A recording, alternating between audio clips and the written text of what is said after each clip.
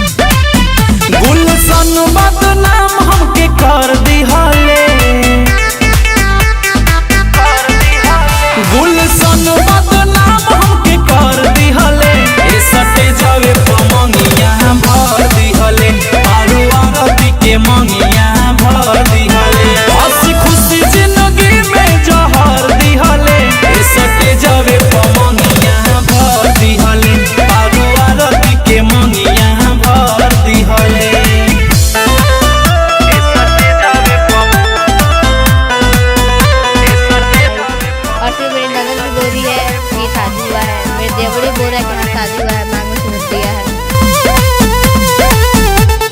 मंच पाया के उसे नूर लगा के देखा दिहले प्यार हो, हमके धोखे से वो घर में रखे से कदले इनकार हो।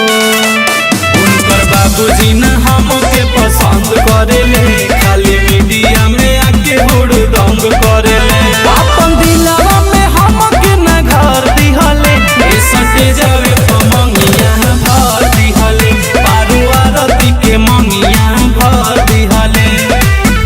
मगर वो हमसे प्यार करता था।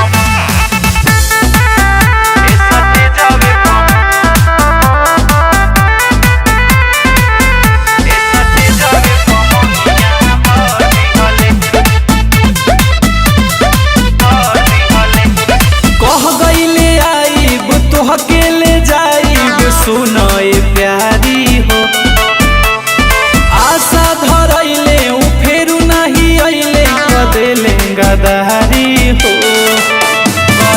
रजन विकास बना मारी हो, घरे माई बाबू देता लो गारी हो। हमके तो गला लम्हर दिहले, सट जावे पमंगिया भर दिहले, पारू आरती के मंगिया भर दिहले। ये पता हमको चला जिस दिन सिंदूर डाला उसी दिन को पूरा पता चला कि पूरा पागल है मेरे लिए।